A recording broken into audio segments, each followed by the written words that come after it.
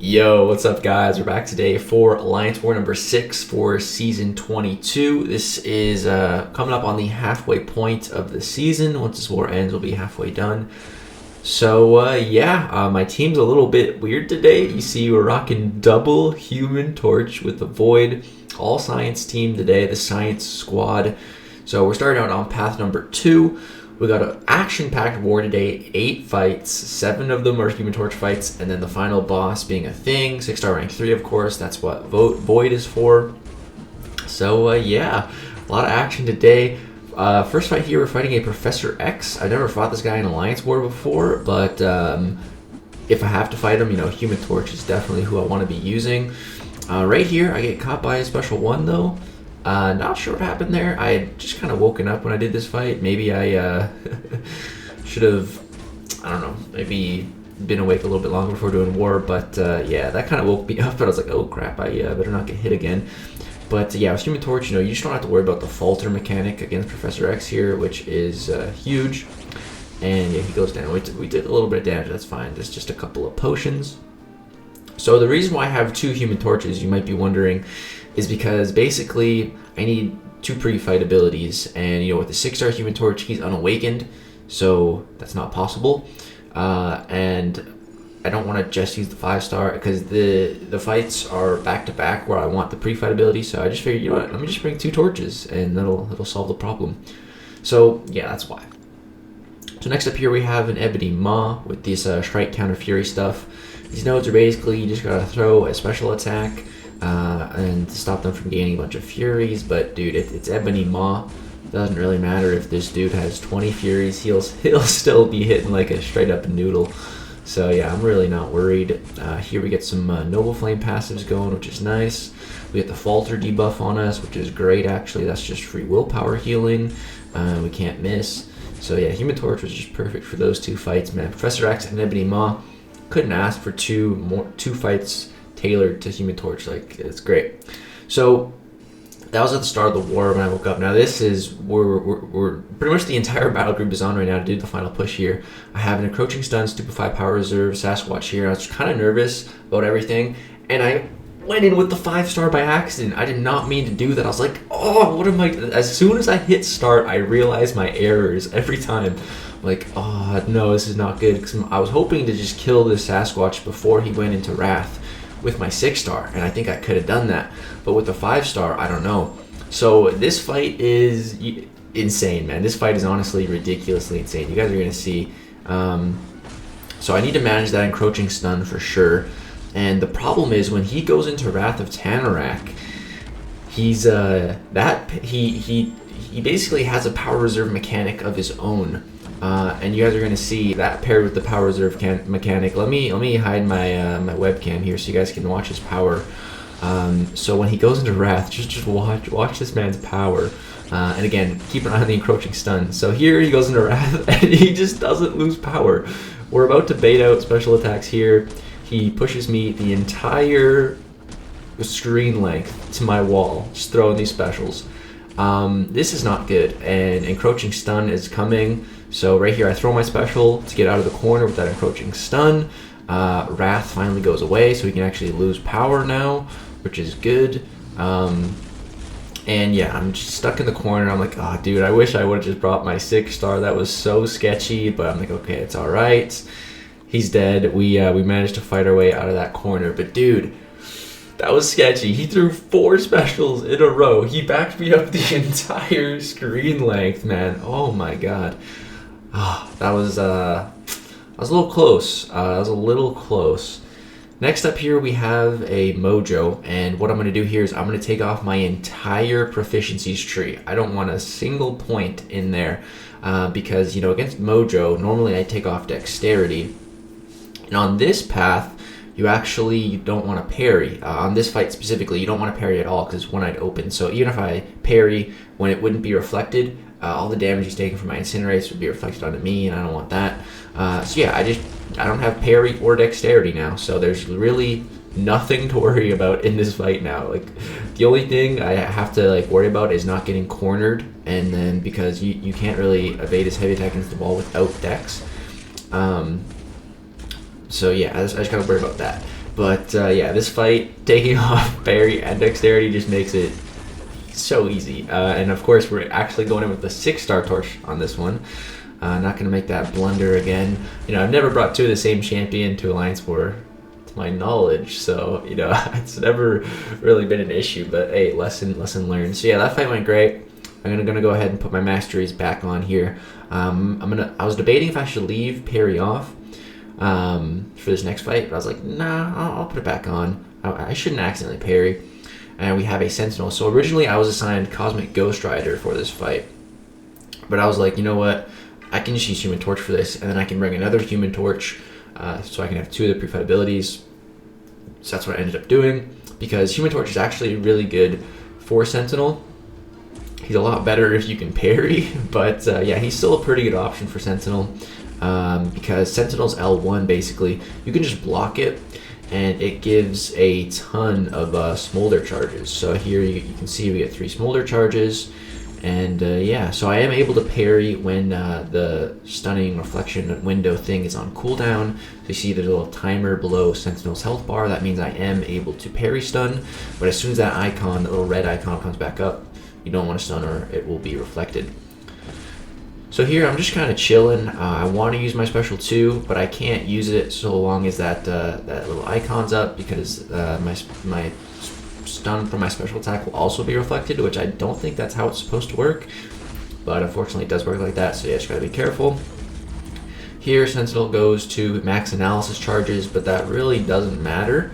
It's really not a concern, because you know we're just gonna be applying incinerates on our 3-hit combos. The only annoying thing is he's doing a lot of block damage, but I'm a boosted rank 3, so I'm not really worried, and I still have a regen boost for the next fight.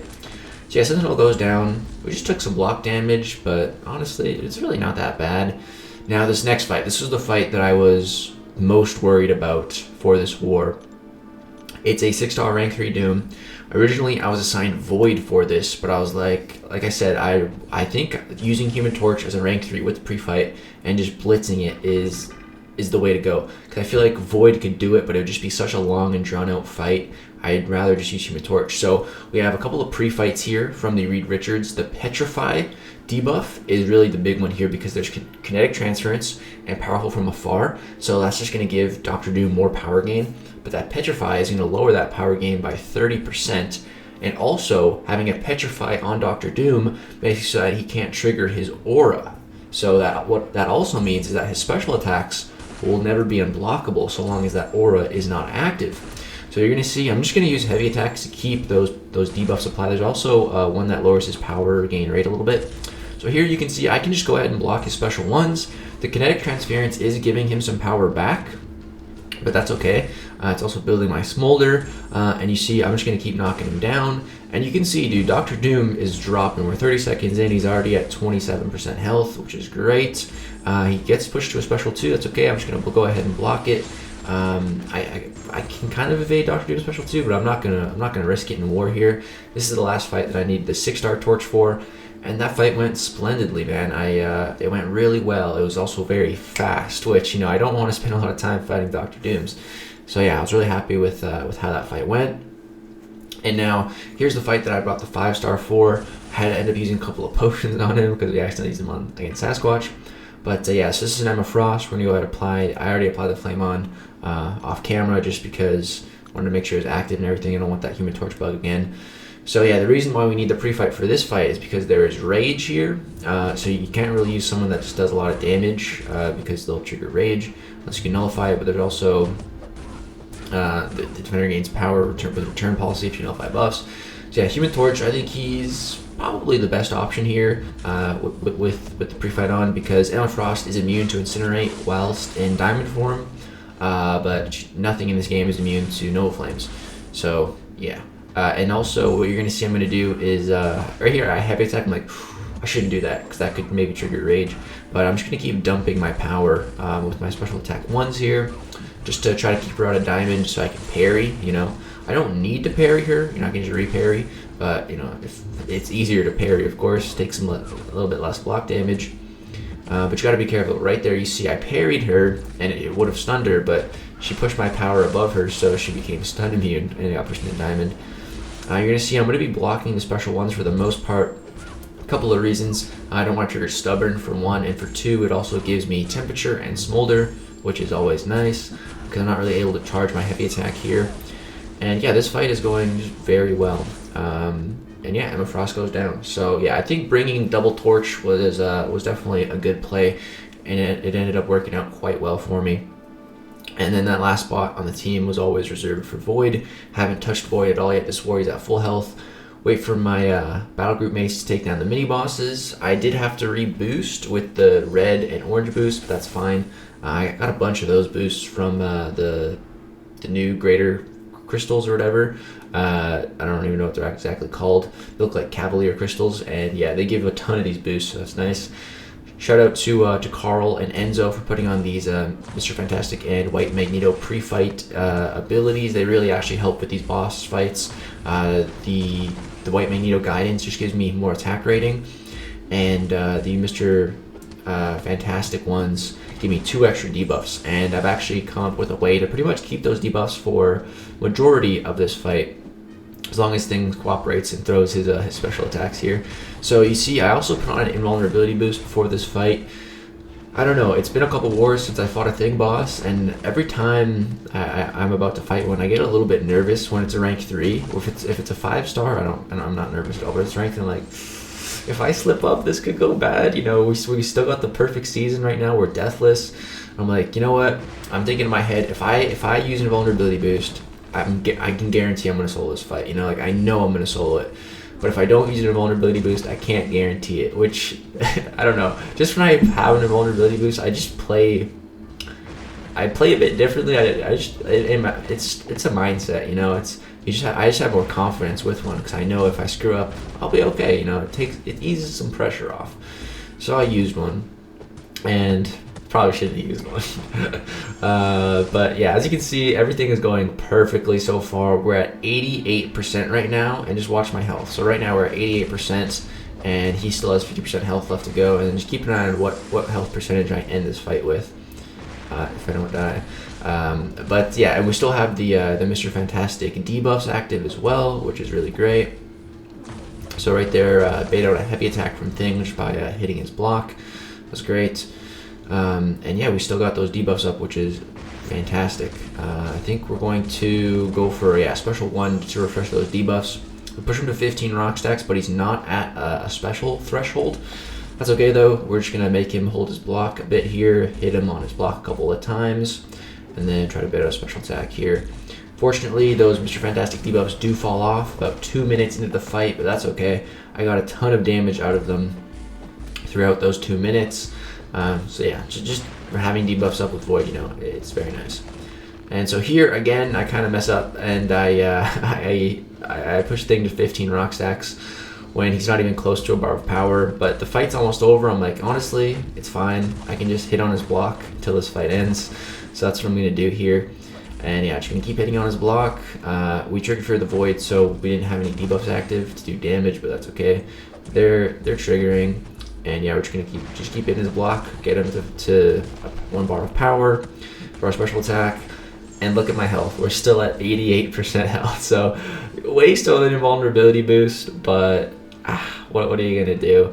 I still got a couple of them if I really need them, and yeah, we still haven't died. So yeah, man, the season so far, we're halfway done, and it's going pretty much perfectly so far. So if we can just repeat this for the next 6 wars, that would be great. So my battle group died 1 time this war, which is pretty awesome, and we did end up winning this war for Loki. Finished with 5 deaths, man, which is crazy. We've just been playing so well lately. It's been great. I think we had 3 deaths, 4 deaths, and then 5 deaths. So, which is super low. You can see I was the MVP for this war. The MVPs in game don't really mean much, but I actually did get the platinum card for this war, so that just basically means that I had the most power rating for this alliance war. You can see there, Human Torch, double torch, baby. And yeah, now we can go take a look at the stats now for the season. I am now 43 fights, 0 deaths so far. Power ratings over 60. My fight difficulty is 1.32. This war, you know, whenever I have the boss, that's the most difficult fight on the map. And I feel like my fights were fairly difficult. This war Path 2 and Section 1 I'm not a fan of. They're pretty easy fights, but Sasquatch on Encroaching Stun, that was a fairly tricky fight. Path 9, kind of hard. And that Rage mini boss, that's not too bad.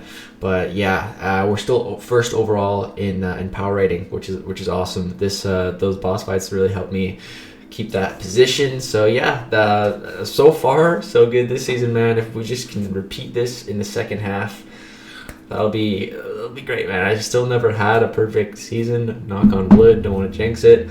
But yeah, so if we can just repeat these next 6 wars, we're gonna take it one fight at a time. But yeah, that's gonna do it. If you guys enjoy this one, drop a like, subscribe if you guys want to continue watching the war series. It really does help me out. We're almost at 80,000 subscribers, which is insane. But yeah, that's gonna do it. Thank you guys so much for watching. Peace out.